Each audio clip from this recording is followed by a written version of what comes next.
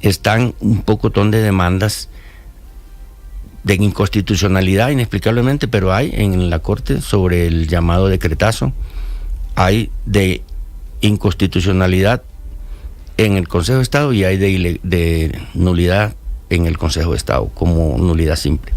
Todo eso lo que nos permite concluir es que estamos acudiendo a donde hay que acudir, a la justicia, a la institucionalidad, independiente de la forma ríspida como se han tramitado las controversias entre congresistas, bancadas y Congreso como institución, con el presidente y con el Ejecutivo. Todos tenemos la tranquilidad de que estamos en la mejor mano, en la de los jueces, en la del Consejo de Estado, en la de la Corte Constitucional, para que ellos ayuden a dirimir nuestras diferencias.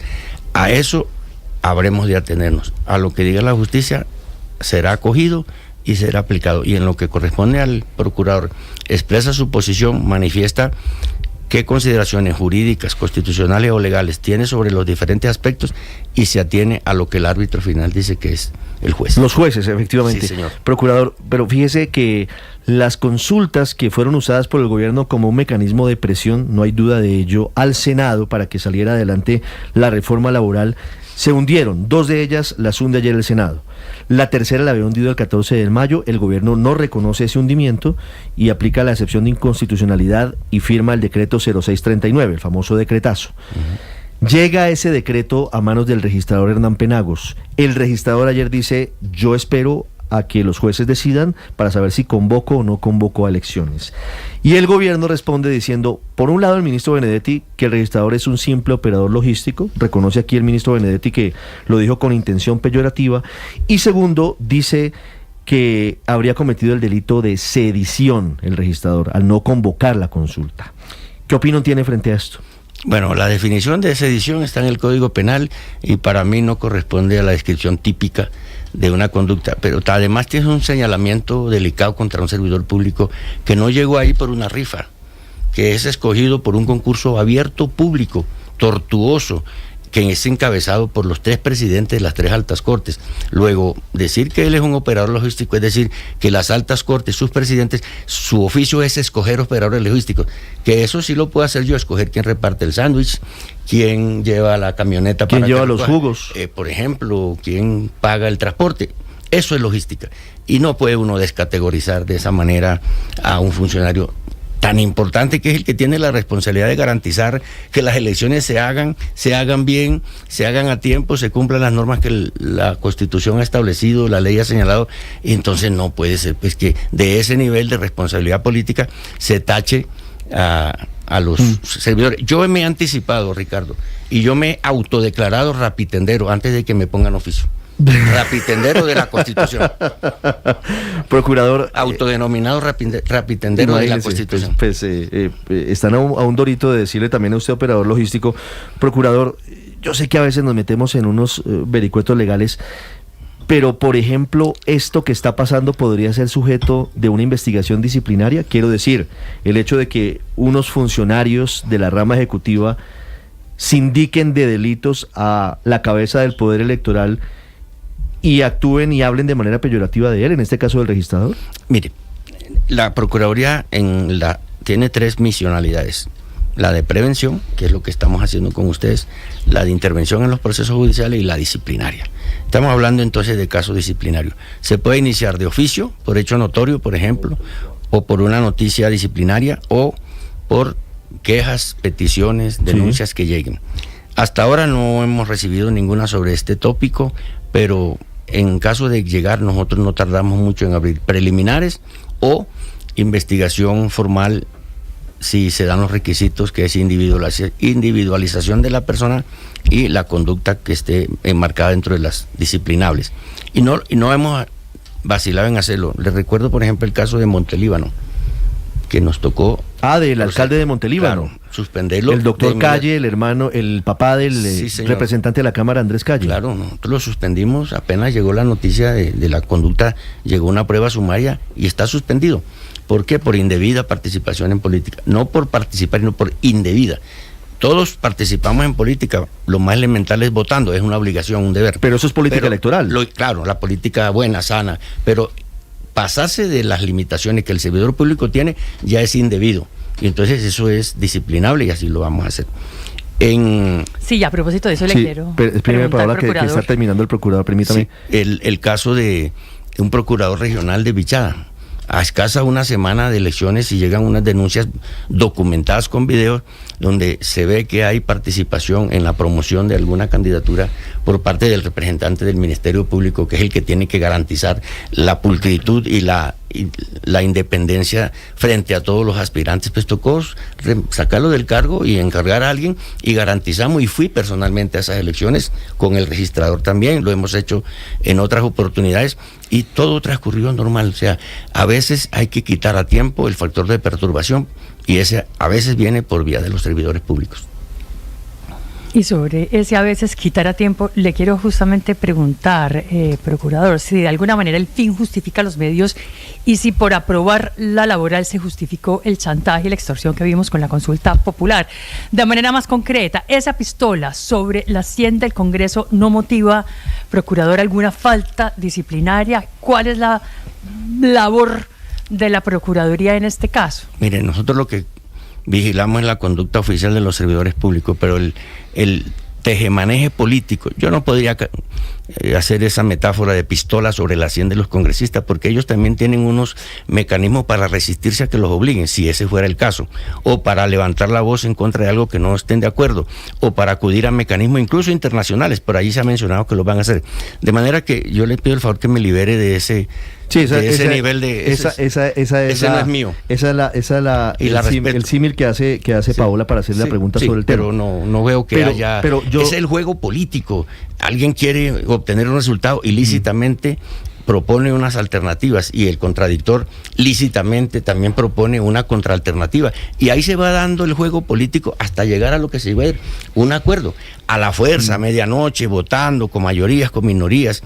Lo que sí hay que reclamar es que el estilo de hacer las cosas también marca la calidad de la democracia. Es que a eso voy, porque la política al final es un deporte de contacto y usted más que nadie lo sabe. ¿Estuvo cuántos años en el Senado? Tuve 17 en ordenamiento territorial y 12 en la Secretaría. O sea, 30 años en el Senado. Usted entiende perfectamente cómo funciona el monstruo por dentro. Usted sabe muy bien lo que hay detrás. Usted sabe que este es un deporte de contacto, pero al final, en medio de todo, siempre se habían respetado unos protocolos y unos, en el fútbol dirían, códigos en el vestuario. Había unos códigos que no se transgredían.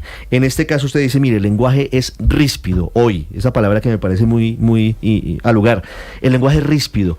Se pasó de la raya en el lenguaje, esto en clave de lo que pasó el lunes en la conferencia episcopal, en el almuerzo en el que estuvo invitado el presidente Petro, el presidente del Senado Efraín Cepeda, estuvo por supuesto usted, y estuvieron las otras cabezas de los poderes del Estado. ¿Ese lenguaje pasó y siguió derecho y hay posibilidad de devolverse?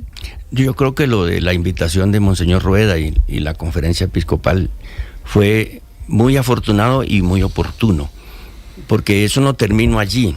Lo que hicimos fue un compromiso de nosotros mismos por mejorar el tratamiento de nuestras contradicciones y nuestras divergencias en un Estado democrático de derecho, es decir, acudir a la institucionalidad. Y también una invitación a los demás actores sociales, económicos, políticos, institucionales, también a mejorar ese tratamiento que es inadecuado, que es inaceptable, del insulto, del ataque personal, de la descategorización de los servidores públicos, y llegamos a un acuerdo, lo suscribimos, y yo hasta ahora, que anoche no vi la plenaria del Senado, no he visto que se haya transgredido lo que allí acordamos. Hubo un cambio entre lo que pasó el 14 de mayo, que fue el hundimiento de la consulta, y lo que pasó ayer, por ejemplo. Claro que sí, es evidente.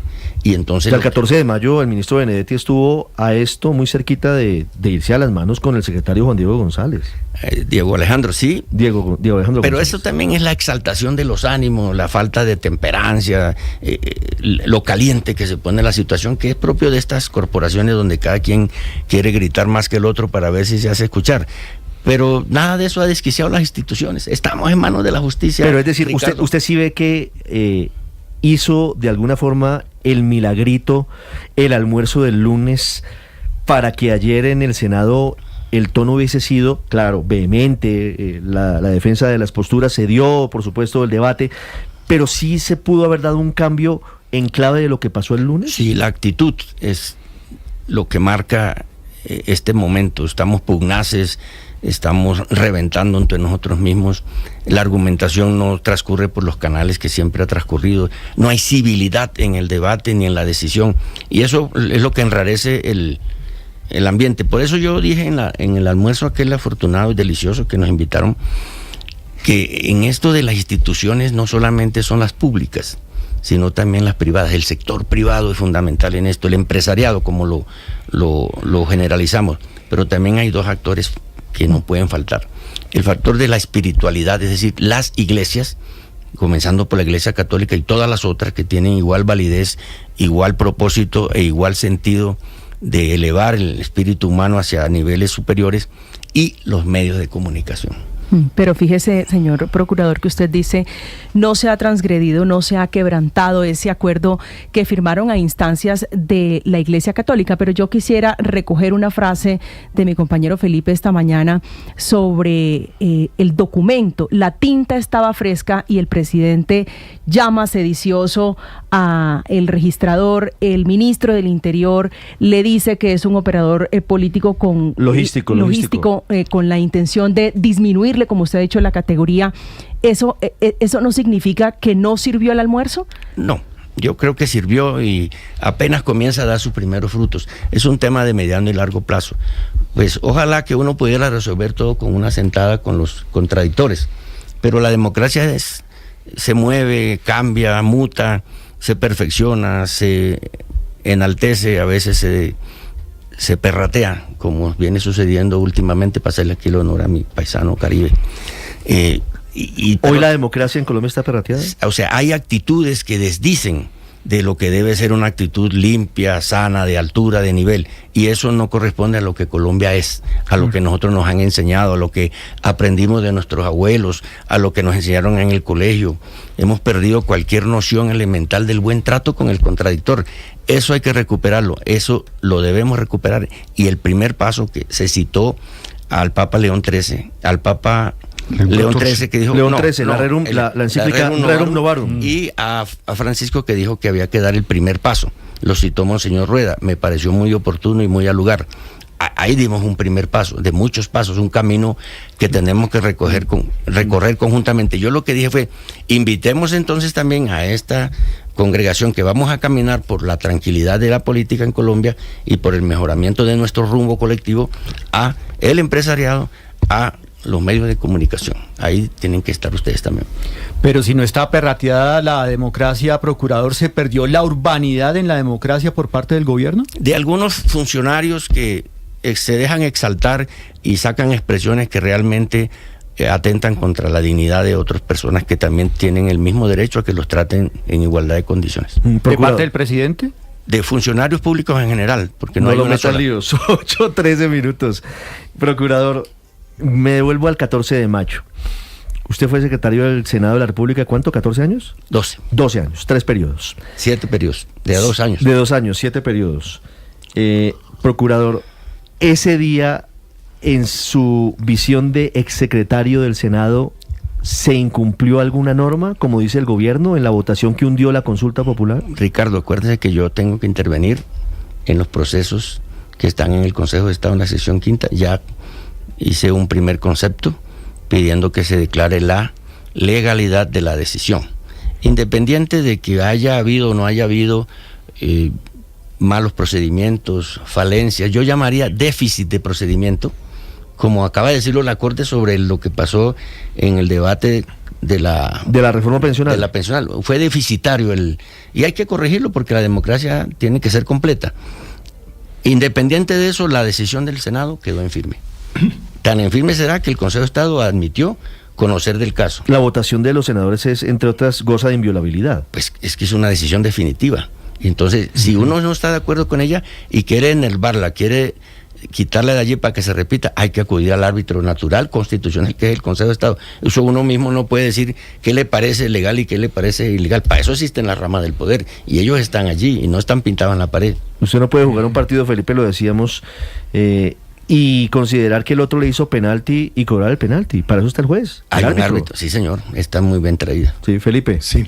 Procurador, ¿qué llevó a la Procuraduría a abrir una indagación preliminar en contra de los ministros por la firma del decretazo? Felipe, buen día, me alegra saludarlo. Buenos días, procurador. Eso, llegaron a las 8 de la mañana, ya había una queja bien larga, muy llena de párrafos, de argumentos, y en el curso del día llegaron otras nuevas quejas pidiendo apertura de investigación disciplinaria. Abrimos indagación preliminar para determinar posibles conductas, posibles autores. Recuerde que no todos los ministros titulares firmaron allí, que hubo unos funcionarios de segundo nivel del Ejecutivo que suscribieron allí en calidad de ministros, y eso habrá que definirlo, pero sí se abrió enseguida el mismo día, en la mañana, un concejal de Bogotá radicó casi en la madrugada una solicitud de apertura y la abrimos, y han llegado nuevas solicitudes y las hemos acumulado en esa misma. ¿Y eso en qué va, procurador? Estamos adelantando pruebas, pidiendo lo que hay que hacer siempre, pidiendo la calidad de ministro de cada quien, las pruebas que recojamos en medios abiertos, manifestaciones que hayan hecho individualmente, vamos haciendo acopio y luego ya seguramente serán llamados a que expliquen su conducta. Procurador, hemos hablado de desescalar el lenguaje en esta conversación, de lo ríspido del lenguaje, de cómo la democracia colombiana se está perrateando porque se perdieron las formas. Y hay quienes consideran que el discurso puede ser muy peligroso, que el lenguaje puede descalificar o incitar a algunas personas extremistas a cometer actos de violencia. ¿Cómo analiza usted ese contexto del discurso encendido, entre otros, del presidente de la República y el doloroso e inaceptable hecho del atentado contra Miguel Uribe Turbay? Bueno, yo empiezo por no vincular una cosa con la otra, Ricardo. Es aventurado y un poco atrevido señalar que lo que hicieron detestable, abominable, condenable contra Miguel Uribe Turbay, senador de la República y precandidato, venga directamente y tenga un nexo causal con lo que el presidente hace. Yo hasta allá no llegaría. No llego, y respeto mucho lo que el presidente hace, lo que dice y cómo lo hace. Finalmente es el primer mandatario de la nación, pero lo que no puedo estar de acuerdo es con el uso de un lenguaje que incite al enfrentamiento, a la confrontación, en vez de aprovechar nuestra posición de preeminencia en la sociedad para mandar valores positivos, para provocar el diálogo, la concertación, serenarnos en el ejercicio del poder que se nos ha entregado, para buscar acuerdos. Por eso yo vengo desde el principio proponiendo una estrategia, diálogos para construir consensos, Nos falta hablar entre nosotros y nos falta hablar mucho, nos falta encontrarnos. Por eso el simbolismo del encuentro de Monseñor Rueda y de la conferencia episcopal, que fue además lleno de simbolismo de unión, fue en una mesa redonda, alrededor del pan, habíamos 12 más 1, 13. Y el párrafo que llevó Monseñor como propuesta de declaración tenía 7 renglones. Eso, para quienes hemos tenido posibilidad de entender otras dimensiones, pues significaba que había que estar allí con ellos y unirnos en un solo haz de voluntades para buscar que esto mejore, para que avancemos hacia mejores estadios de la confrontación, para que no se siga acalorando la discusión política.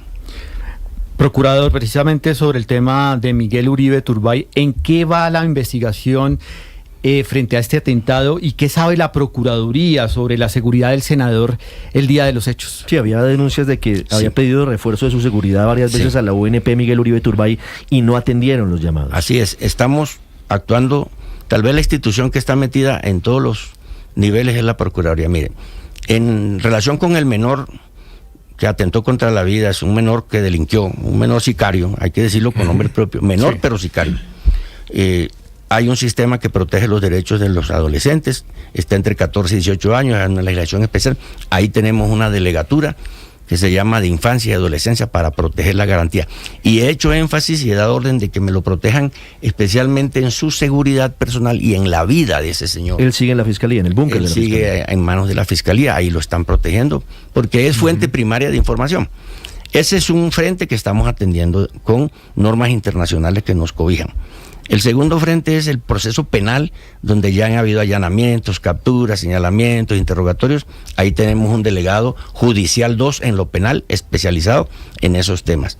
Por el lado de lo que inició la policía frente a los señores de la policía que pertenecían al esquema del senador Uribe Turbay, allá iniciaron una investigación disciplinaria, la pedimos por control preferente, para que venga acá a nosotros a la Procuraduría. Es decir, la Procuraduría asume la investigación para saber si hubo irregularidades en el esquema relacionado con los policías. Exacto. Me surgió una duda. ¿De la UNP son servidores públicos? Ellos tienen un vínculo diferente, pero no escapan al control de la Procuraduría. ¿Y qué están investigando en ese caso ustedes? Entonces, este es el cuarto frente. Sí. Hubo quejas expresas, otras en medios, sobre un déficit de atención de sus deberes por parte de la UNP.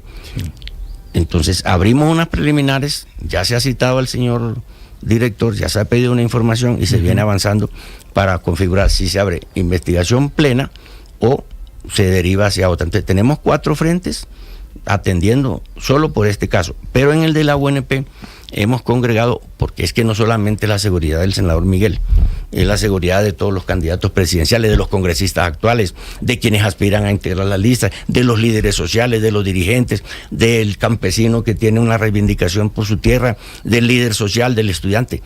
Hay un sistema muy complejo de brindar la seguridad con muy escasos recursos. Entonces hay que escuchar también la explicación que dé el director para entender bien por qué pasan esas cosas. Lo que sí puedo adelantar es que estamos pensando en acudir a hacer algo concertado con Policía Nacional para completar esos esquemas de seguridad, porque ya entramos, tarde o temprano, pero entramos a un proceso de campañas electorales que terminará en junio del año entrante. Es decir, ¿la policía entraría a reforzar aún más los esquemas de los precandidatos? Estamos buscando la manera de que se produzca un reforzamiento, porque con lo que tiene actualmente la UNP no es posible. Y mire una paradoja. Supongamos, en el mejor de los escenarios, se establece que se necesita X cantidad de dinero para suplir las necesidades que la UNP no puede suplir hoy día, en hombres, en armas, en vehículos, en tecnología, todo lo que se quiera. Entonces hay que ir a Hacienda. El Ministerio de Hacienda, supongamos en el mejor escenario, hay la plata. Entonces le trasladan la plata a UNP. Va al mercado a conseguir vehículos, equipos, no hay. Y entonces entramos en una cosa que no podemos dejar que se produzca. Hay que acudir a otras instituciones del Estado para llenar ese vacío. Lo único que no puede ser es que la gente se quede desprotegida. Eso sí no lo vamos a permitir. Procurador, ¿qué opinión le merece a usted la tesis, si es que lo puede decir, lo puede adelantar, por supuesto, del ministro de Justicia sobre la necesidad de convocar una Asamblea Nacional Constituyente? Felipe, usted anticipó, yo no puedo opinar sobre lo que digan los ministros, pero sí tengo la concepción de que el señor ministro de Justicia es un hombre formado académicamente, con experiencia en el sector público, con una visión clara de lo que es Colombia, y algún fundamento y alguna razón y algún propósito tendrá, pero no le corresponde al procurador, no quiero hacerlo, calificar o valorar u opinar sobre lo que digan los ministros. Las 8 de la mañana, 23 minutos, es el Procurador General de la Nación, Gregorio El Hash, con nosotros este miércoles en Mañanas Blue. Procurador, muchas gracias, siempre bienvenido y gracias por habernos acompañado. Bueno, Ricardo, muchas gracias, y la primera frase fue admonitoria. Espero que este estado mío de permanente timidez con los medios comience a superarlo y entonces aparezca más por acá. Que esta no sea la última. No, la última no. Va a ser más frecuente, le prometo, cuando haya cosas importantes para decir. Y yo soy una persona que prefiero la prudencia, la tranquilidad, el anonimato, si fuera posible. Sé que mi función pues me obliga a superar esos atavíos que vienen desde nuestros antepasados caribes, pero en lo posible trato de mantenerme observando, analizando y con la boca cerrada. Cuando toque hablar, yo hablaré. En boca cerrada no entran moscas, pero hay que hablar muchas veces. Sí, pero entra un buen tinto. La Procuraduría, la Procuraduría es muy importante para... O algo más amarillito. ¿Le gustó el café? Déjemelo en café, está muy temprano. Ya regresamos en Mañana. Nunca es tarde. Estás escuchando Blue Radio.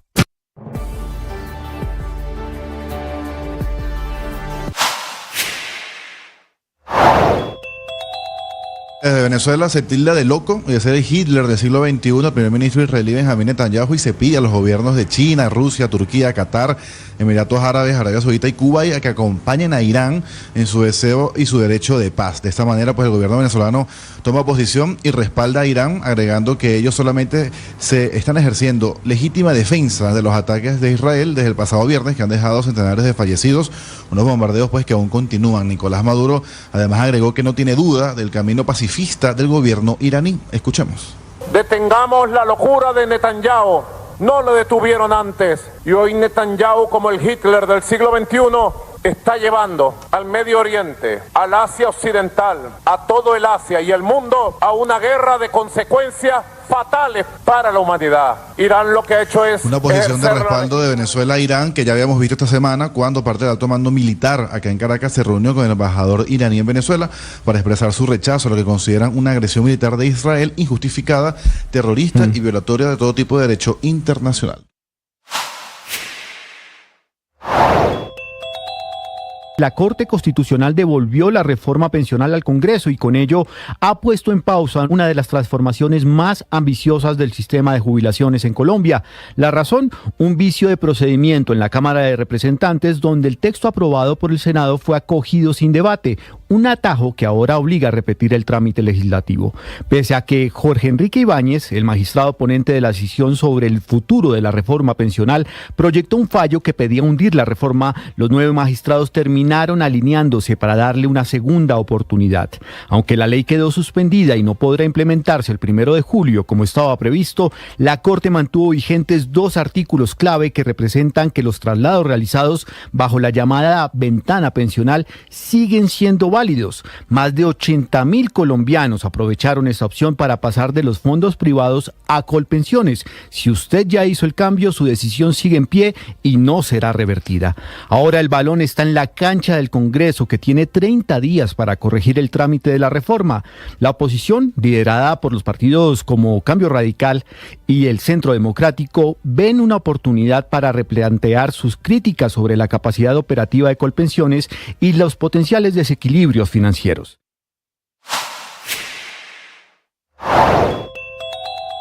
El Senado tiene en sus manos una decisión que podría cambiar los servicios funerarios en Colombia, y es permitir el uso de hidrólisis alcalina como nueva disposición de cadáveres para cambiar así la tradicional cremación por el uso de un agua con un químico que es una manera más simple de reducir precisamente los cadáveres. Los argumentos de quienes defienden el proyecto es que si se hace el cambio de la cremación por la hidrólisis alcalina, los servicios funerarios serían más baratos y ya no se usaría combustión. Por lo tanto, se emitirían menos gases efecto invernadero. Esos son argumentos económicos, pero también ambientales, de un proyecto que en el Congreso se conoce como cremación sin fuego. Y es cierto, esa manera de disponer los cadáveres ya se aplica en Estados Unidos, en México, en Australia o en Países Bajos. Meten el cadáver a un contenedor con una solución alcalina, que es 95% agua y 5% es el químico. Se somete a altas temperaturas, se hace la reducción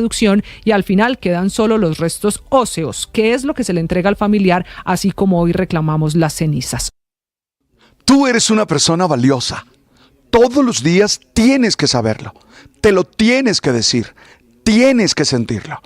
Eres una persona valiosa. Y lo eres porque eres libre, porque tú puedes tomar la iniciativa, porque tú puedes decidir cómo asumir las realidades. Hoy te quiero invitar a no esperar momentos especiales para expresar lo que sientes, para hacer lo correcto. Hazlo con inteligencia, tomando la iniciativa y dando lo mejor de ti. Oye, a veces, por tanto esperar, se nos acaba el tiempo y no podemos hacer lo que corresponde y no podemos decir lo que queremos y no podemos hacerle sentir.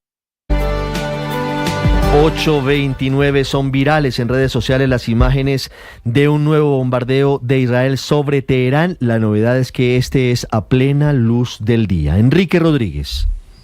con las implicaciones que tiene eso para las dificultades que tienen o la visibilidad de los aviones que están participando en ese bombardeo. No hay un elemento claro, o al menos quienes están recogiendo esas imágenes no aciertan a decir cuál es el objetivo fundamental de ese ataque, pero el ataque se está produciendo en este mismo momento en el noreste de Teherán, que es la capital de Irán. En algunas cuentas de redes sociales de fuentes de inteligencia abierta, en la red social Twitter, por ejemplo, indican que el objetivo de ese ataque sería el líder de la revolución islámica, Ali Khamenei, pero ninguna fuente oficial ni ninguna fuente de cualquier otro tipo ha confirmado las características de ese ataque. Un ataque que en efecto se está produciendo y que, como digo, está afectando ahora mismo al noreste de Teherán, que es la capital de Irán. No es el primer ataque de este día. Esta madrugada el gobierno de Israel ha anunciado que habría atacado varias instalaciones militares, fábricas de armamento y también una fábrica donde se producen las centrifugadoras nucleares. Esto no quiere decir que se haya producido ningún tipo de fuga de ese tipo de material, pero los ataques han sido constantes a lo largo de toda la mañana. El ejército israelí además ha señalado que 25 de sus aviones han atacado más de 40 objetivos militares, no tanto en la capital, sino en el oeste de Irán.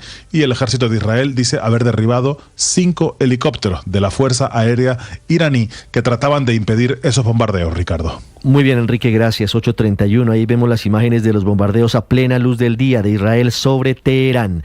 En Sudamérica se confirmó una condena a 6 años de casa por cárcel con brazalete, en este caso tobillera electrónica, como una delincuente común en contra de la expresidenta de Argentina, Cristina Fernández de Kirchner. En Buenos Aires, Daniel Langenecker.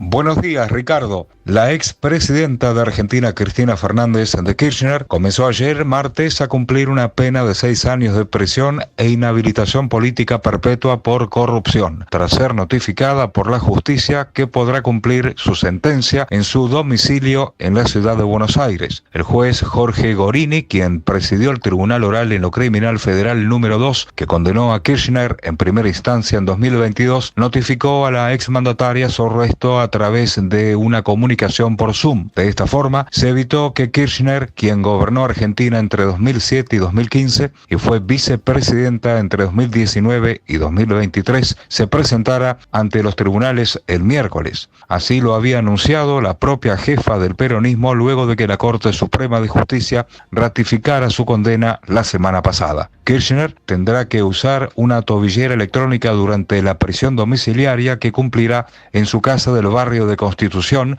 al sur de la ciudad. Para el día de hoy está convocada una movilización en apoyo a la exmandataria que contará con sus aliados políticos y varios sindicatos argentinos. La marcha empezará a las 2 de la tarde en la Plaza de Mayo. Desde Buenos Aires, Daniel Langenecker para Blue Radio. Daniel, gracias. 8:32. En 30 segundos saluda al presidente del Senado de Colombia, Efraín Cepeda. Estás escuchando Blue Radio.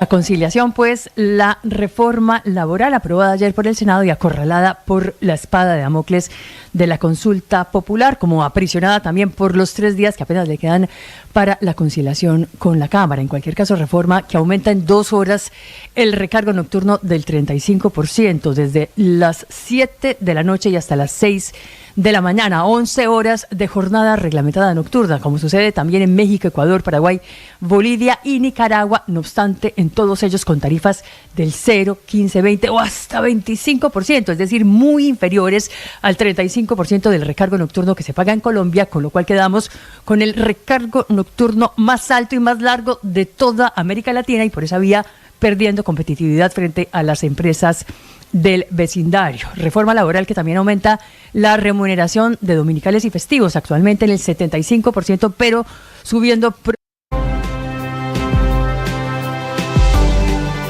Senador Efraín Cepeda, presidente del Senado de Colombia, buenos días. Muy buenos días, Ricardo, con el saludo muy especial para ti, la mesa de trabajo y los innumerables oyentes. Gracias por la amable invitación. No, gracias a usted por atendernos, senador Cepeda. Estábamos hace un rato hablando con los panelistas sobre el balance de la jornada de este martes. Yo sé que a usted le corresponde solamente una parte que es la del Congreso de la República, del Senado en particular, pero hablábamos de todo lo que pasó.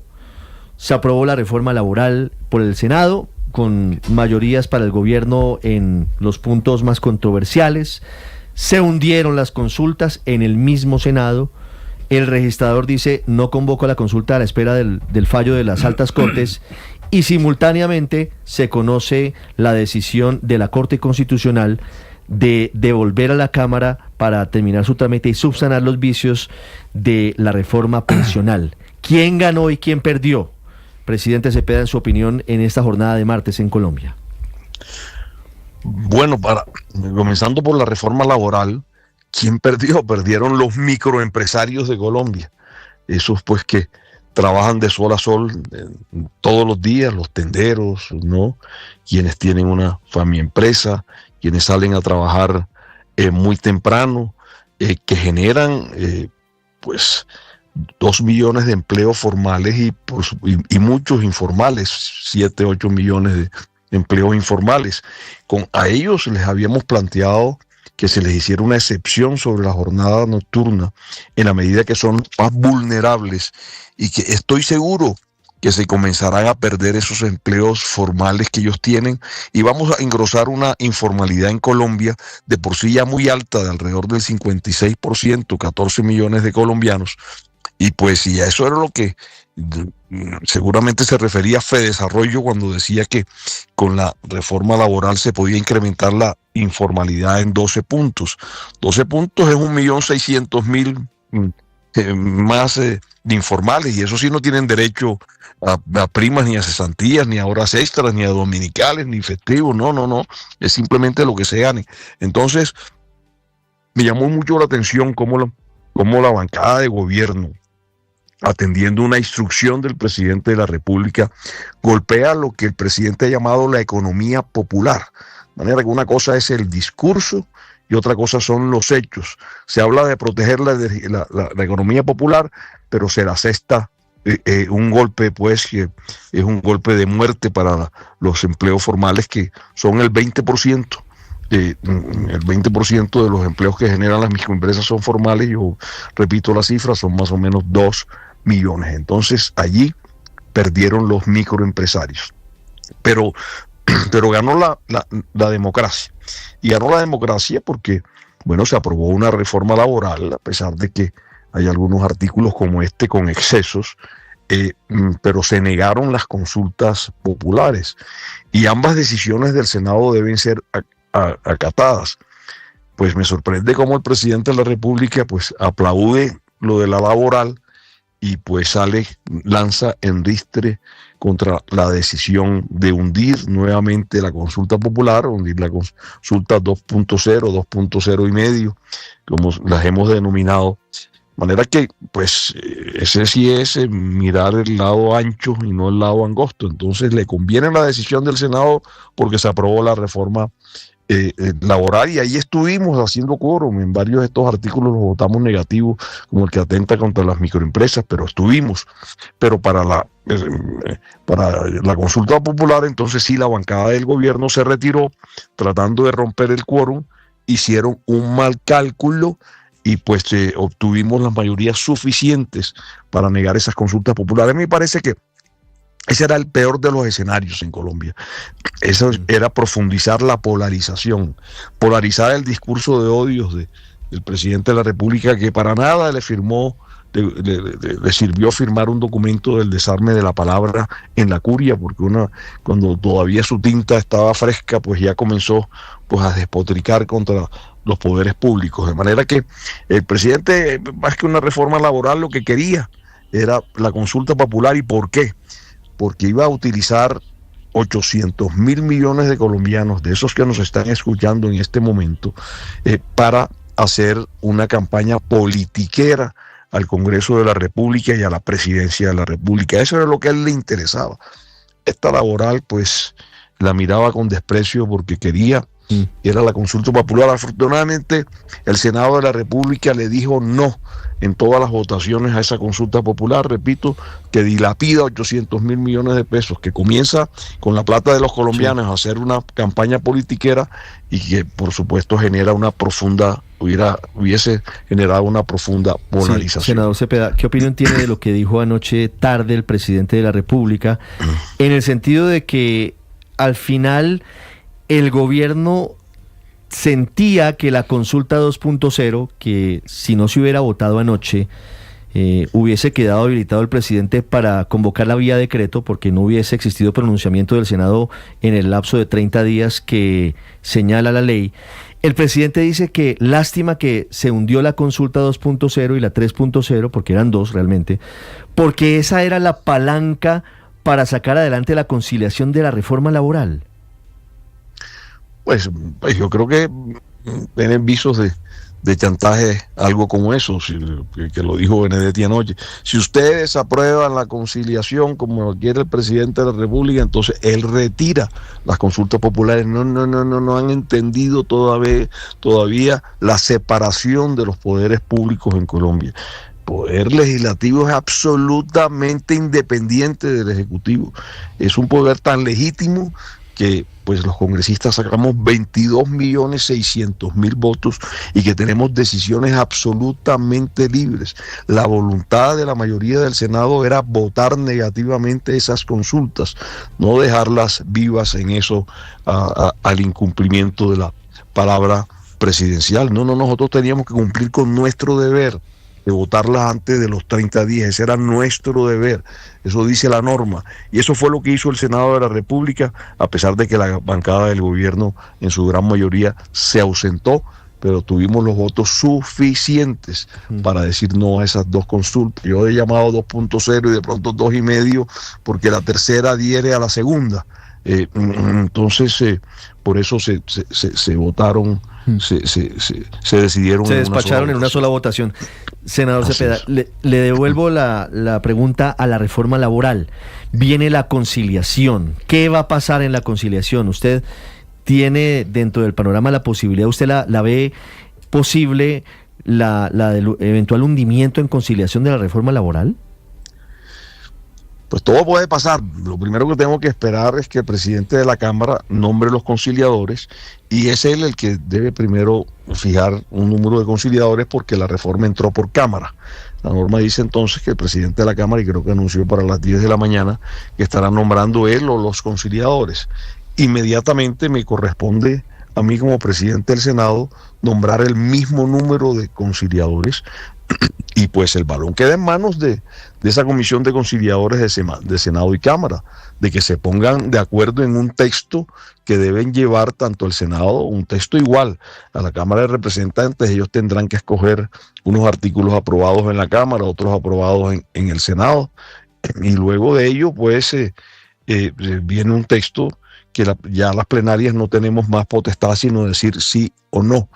De manera que lo primero es que el balón pasa a la cancha ahora de los conciliadores, que son quienes tienen el reto de presentarnos una conciliación a las plenarias. Y estamos sobre el tiempo, porque el viernes 20 vence este periodo ordinario, y pues habría que tener una pronta conciliación entre hoy y mañana en la mañana para poder anunciar, porque hay que anunciar, hay que dar publicidad a esa conciliación y votarla posiblemente el día viernes, o si está lista hoy, la anunciamos hoy y se puede votar mañana, en fin, pero eso ya queda en manos de los conciliadores.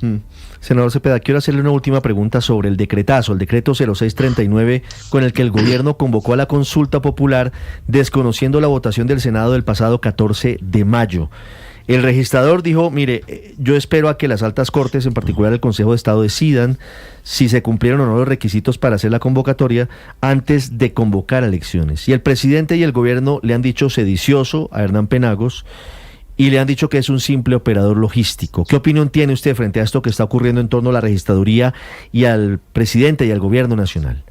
Un nuevo irrespeto a la separación de poderes, porque no solamente pasa por encima de una decisión del Senado, del Poder Legislativo en este momento, sino también del Poder Judicial, que es que si pues ellos tienen dudas de la votación del Senado, tienen que acudir a las altas cortes, Consejo de Estado, Corte Constitucional, para que ellos decidan si hubo o no vicios, de manera que se están arrogando pues lo que es una decisión de las cortes, de los jueces, pues si ellos están tomándola en sus manos, de manera que realmente pues esto es romper los principios de separación de poderes públicos. Ahí hay unos debates muy interesantes. Ahí hemos escuchado al profesor Mauricio Gaona, una autoridad en la materia, y pues básicamente tilda como casi que un exabrupto jurídicos que se tome esa decisión. Me parece que el caso del registrador tomó el camino correcto y que sean las Cortes las que le digan, en este caso creo que consultó al Consejo de Estado, si realmente él puede pedir esa declaratoria de hacer una consulta popular que no ha cumplido con los requisitos legales. Eso de dilapidar 800.000 millones de pesos de los colombianos para hacer campaña politiquera al Congreso de la República y a la Presidencia, eso, repito, era el objetivo del Ejecutivo para recibir pues esas consultas populares, además polarizantes, otra vez el país entre el sí y el no, entre el sí y la abstención, en momentos en que pues realmente se presenta este atentado contra el senador Miguel Uribe, que nos hace recordar esas épocas aciagas de los años 80 y 90, cuando paramilitares y narcotraficantes atentaban contra la vida de los candidatos. Pues vivir una campaña como esa, pues yo creo que tampoco era el momento. Y además, si el Senado de la República y el Congreso pues están expidiendo una reforma laboral, ¿para qué consulta? Yo lo que he venido diciendo es que le servía mucho al presidente la votación del Senado de la laboral, pero no le servía la votación de Senado de la consulta popular, ambas votaciones legítimas. Las 8:45 minutos, es el presidente del Senado, Efraín Cepeda, con nosotros. Felipe, la última pregunta. Sí, senador, usted ha sido estigmatizado de manera violenta por el presidente de la República. No vale ni siquiera la pena repetir los adjetivos que él ha usado contra usted, empezando por HP. ¿Teme usted por su vida? Pues por supuesto que en momentos, y yo pues también lo he expresado, que si algo me pasa a mí o a mi familia, pues responsabilizo al presidente de la República con estos ataques que no son únicamente ataques para Efraín Cepeda, sino ataques a la democracia. Porque cuando se toman decisiones democráticas y que se contravienen los deseos y casi que las órdenes del Poder Ejecutivo del presidente Petro, entonces se pone a lanzar estos epítetos cuando lo que estamos es en nuestra labor legítima, independiente, de votar los proyectos como realmente nos dicta la Constitución, las leyes, el pueblo colombiano, interpretando pues también nuestros electores, y se han tomado pues esas decisiones legítimas votando como lo pensamos. Y claro, para él pues si no le conviene pues una decisión, pues somos HP y somos que es más, ¿no? Y todos los epítetos que tú dices, Felipe. Sin embargo, yo interpreté a HP como honor perenne y así lo he tenido yo en mi radar. 8:47 minutos. No creo que lo haya pensado en esos mismos términos el presidente, pero está bien. Uno acomoda, por supuesto, las cosas a como le van mejor, y a palabras necias, oídos sordos. Sí, yo sé lo que dijo perfectamente. Lo sé. Y con qué cara, pero vamos a tomarlo así y seguiremos cumpliendo con nuestro deber. No nos amedrentan esas frases del presidente de la República. Seguiremos defendiendo la democracia colombiana y la separación de poderes. Es el presidente del Senado de la República, Efraín Cepeda, con nosotros en Mañanas Blue. Senador Cepeda, ha sido usted muy amable. Muy amable, Ricardo, Felipe, toda la mesa de trabajo y los innumerables oyentes. Muchas gracias por la invitación. Estás escuchando Blue Radio.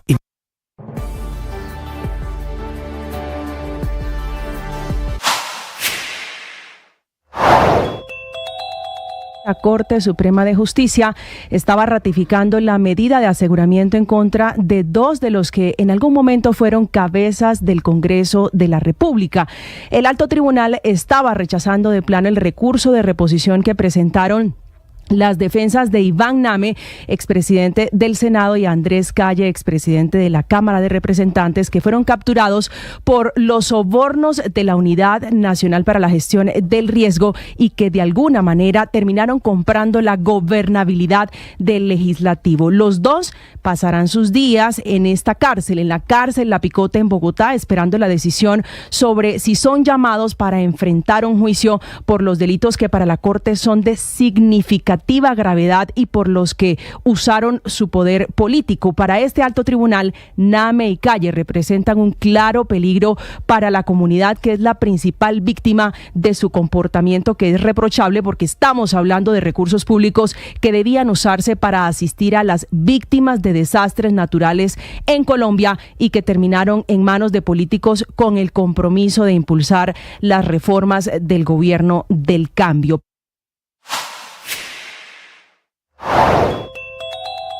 Desde Venezuela se tilda de loco y de ser el Hitler del siglo XXI el primer ministro israelí Benjamín Netanyahu, y se pide a los gobiernos de China, Rusia, Turquía, Qatar, Emiratos Árabes, Arabia Saudita y Cuba a que acompañen a Irán en su deseo y su derecho de paz. De esta manera, pues el gobierno venezolano toma posición y respalda a Irán, agregando que ellos solamente se están ejerciendo legítima defensa de los ataques de Israel desde el pasado viernes, que han dejado centenares de fallecidos, unos bombardeos pues que aún continúan. Nicolás Maduro además agregó que no tiene duda del camino pacífico del gobierno iraní. Escuchemos. Detengamos la locura de Netanyahu. No lo detuvieron antes. Y hoy Netanyahu, como el Hitler del siglo XXI, está llevando al Medio Oriente, al Asia Occidental, a todo el Asia y el mundo a una guerra de consecuencias fatales para la humanidad. Irán lo que ha hecho es una posición de respaldo de Venezuela a Irán, que ya habíamos visto esta semana cuando parte del alto mando militar acá en Caracas se reunió con el embajador iraní en Venezuela. La situación en Estados Unidos es tan compleja en torno a los indocumentados o quienes están viviendo de manera irregular en ese país, que llegamos al punto de que otro funcionario público del Partido Demócrata fue arrestado. En las últimas horas, el Contralor de Nueva York se atravesó en el camino de un operativo que estaban adelantando agencias migratorias buscando detener a una persona sin papeles, y se lo llevaron a la fuerza. Esta parece ser una actuación ya definitiva, sistemática del gobierno del presidente Donald Trump. Juan Camilo. Ricardo, se trata de Brad Lander, quien actualmente es contralor de la ciudad de Nueva York, pero también candidato demócrata a las primarias para aspirar a la alcaldía de la Gran Manzana. El arresto se produjo en una corte migratoria. Resulta que Lander estaba allí porque estuvo durante la mañana acompañando inmigrantes indocumentados ante sus audiencias en la corte. Fue entonces al final de una de las audiencias cuando no le concedieron un amparo a uno de los indocumentados, que la agencia ICE se encontraba allí, se disponía a detener a este individuo para luego deportarlo. Lander entonces abrazó al sujeto y se aferró fuertemente a él, obstruyendo a los oficiales de ICE, la agencia ICE. Durante unos 40 segundos estuvieron forcejeando. Allí, de hecho, nuestros usuarios en YouTube y en Ditu pueden ver las imágenes del forcejeo y de cómo los oficiales de ICE se paran por la fuerza, se llevan por un lado al inmigrante indocumentado y por el otro lado reducen al contralor de la ciudad de Nueva York. Finalmente lo separaron. Él constantemente pedía una orden judicial y les decía a los oficiales de ICE que no tienen autoridad para detenerlo, a él, a un ciudadano estadounidense. Así se escuchaba el momento de la captura. I'm standing right here in the hallway. I asked to see the judicial warrant by asking for a judicial warrant. You don't have the authority to arrest U.S. citizens asking for a judicial warrant. Mientras se lo llevaba a la agencia ICE, el contralor decía que no tienen la autoridad de arrestar a un ciudadano estadounidense, pedía garantías, pedía que le presentaran una orden judicial. Lo que se esconde tras fondo es, por un lado, el choque entre el Ejecutivo y miembros del Partido Demócrata. Hace unos días habían detenido por unos pocos minutos al senador por California, Alex Padilla, mientras que interrumpía una conferencia de prensa de la secretaria de Seguridad Nacional, Kristi Noem, en Los Ángeles. Y por el otro lado, lo que se esconde también son las redadas del gobierno Trump. La agencia ICE están yendo a las cortes para literalmente esperar a que salgan los migrantes de cada una de sus comparecencias para detenerlos y llevárselos. Y más que todo ahora, tras la orden del presidente Trump hace unos días de reforzar las detenciones para cumplir con los objetivos de cifras de deportación que su gobierno se ha trazado. Todo esto al tiempo en el que hubo contradicciones en materia de su política de redadas, porque recordemos que hace algunos días había dicho primero que se suspendían las redadas en los campos, en los negocios de restaurantes, en la industria hotelera, porque eso estaba afectando a algunos empresarios estadounidenses. Pues días después se reversó esa orden y se le dio la indicación a la agencia ICE de que continuara con las redadas, así fuera en estos campos. y en estos restaurantes u hoteles, eso sí, enfocándose en las grandes ciudades manejadas por gobiernos demócratas. Ricardo. Juan Camilo, gracias. 8:54 minutos. Paola, usted, debo reconocerle, ganó esta apuesta completica sobre el precio del petróleo y la guerra entre Israel e Irán. Usted nos decía, no, pues no se disparó el valor del crudo como se disparó en otras guerras, ¿no? Que Grosso decía que no, que sí, que había subido, y Grosso defendiendo la cosa. No, usted nos decía, no, pues la verdad es que no hemos llegado a los niveles de otros tiempos, de la guerra del Golfo Pérsico y demás. Así es, como tampoco sabe que el precio del dólar. En otra época, un gobierno hace un anuncio como el de congelar, saltarse la regla fiscal y se estarían disparando inmediatamente el precio del dólar en Colombia. Tampoco ha pasado. Y el dólar, mire usted que está más o menos relativamente Víctor, ¿qué pasa con el dólar hoy? Como lo está también el petróleo. El dólar está bajando a esta hora, Ricardo, está cayendo 22 pesos, cotización promedio 4.078 pesos, es el dólar más bajo desde marzo de este año. Los mercados mundiales hoy, dentro de los temas importantes a tener presentes, la decisión de la Reserva Federal de los Estados Unidos sobre tasas de interés. El dólar en el mundo también ha caído con fuerza, está frente a las principales monedas del planeta en mínimos de 3 años. Pero en Colombia se mantiene por debajo de los 4.100 pesos, no lo veíamos desde mediados de marzo. Les hablaba del petróleo, Paola y Víctor, porque los mercados internacionales señalan que el petróleo no se va a disparar así la guerra continúe o se aumente entre Israel e Irán. El valor del petróleo de referencia Brent va a quedar entre 70 y 80 dólares por barril. Silvia Carrasco desde Londres. Ricardo, el crudo Brent ha subido más de un 7% desde el viernes pasado y hoy llegó a cotizarse incluso por encima de los 76 dólares por barril. Ese repunte se debió principalmente al temor de que las hostilidades en curso pudieran interrumpir el suministro desde Oriente Medio, especialmente a través del estrecho de Hormuz, una vía fluvial vital por la que circulan aproximadamente el 20% de los envíos mundiales de petróleo. El director ejecutivo de la compañía Shell, Wael Sawan, explica así la angustia que vive la industria. Indeed, the last 96 hours have been very concerning, as you say, both for the region, but more. Las últimas 96 horas han sido muy alarmantes, dice, tanto para la región en general como en cuanto a la trayectoria del panorama energético mundial, dadas las incertidumbres e inestabilidades geopolíticas actuales. Todas las miradas están puestas en el estrecho de Hormuz. Si se paraliza esa vía de exportación de crudo, los precios del barril Brent podrían escalar hasta los 120 dólares. Sin embargo, el último informe de la Agencia Internacional de Energía ofrece una perspectiva más matizada. Esta agencia, la AIE, pronostica que la oferta mundial de petróleo va a superar la demanda a lo largo del 2025, lo que va a aumentar los inventarios de petróleo y eso, por lo tanto, llevará a una estabilización de los precios. La AIE destaca que hasta ahora no se ha producido un impacto significativo en los flujos de petróleo iraní. Las perspectivas de la AIE sugieren que al menos que el conflicto se intensifique drásticamente, es probable que los precios se estabilicen entre 70 y 80 dólares el barril en 2025. Para Colombia, esto significa que los ingresos por exportaciones podrían mantenerse estables, que es menos probable que el país se beneficie de las ganancias extraordinarias observadas durante crisis petroleras anteriores.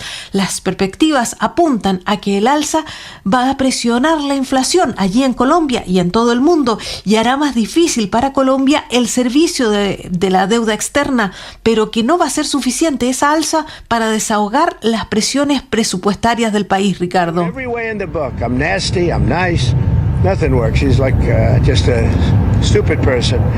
Habla a esta hora desde la Casa Blanca el presidente de Estados Unidos, Donald Trump. Está hablando de nuevo en contra de la Reserva Federal, del Banco Central de los Estados Unidos. Pendientes de lo que diga el presidente Trump, mientras en Venezuela se agrava la situación de los presos políticos por parte del régimen de la dictadura de Nicolás Maduro. Santiago Martínez. Sí, Ricardo, es la ONG Foro Penal que cifró en 932 los presos políticos acá en Venezuela en un conteo, en un informe publicado en su red social X, en el que consta la liberación reciente de un adolescente que había sido detenido luego de las presidenciales del 2024, pero que a su vez suma 6 detenidos más en comparación con el informe de la semana pasada.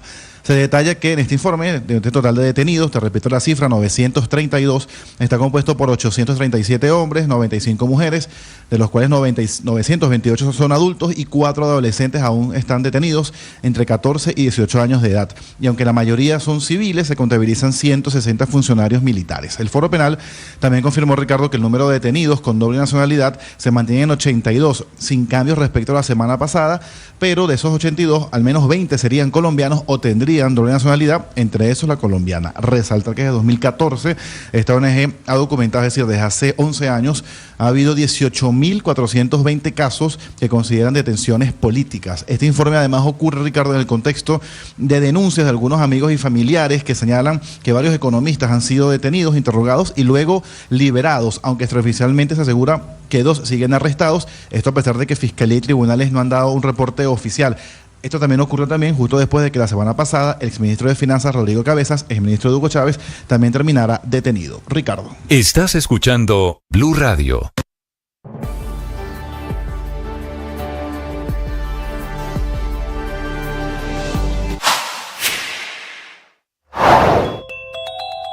La Corte Constitucional devolvió la reforma pensional al Congreso y con ello ha puesto en pausa una de las transformaciones más ambiciosas del sistema de jubilaciones en Colombia.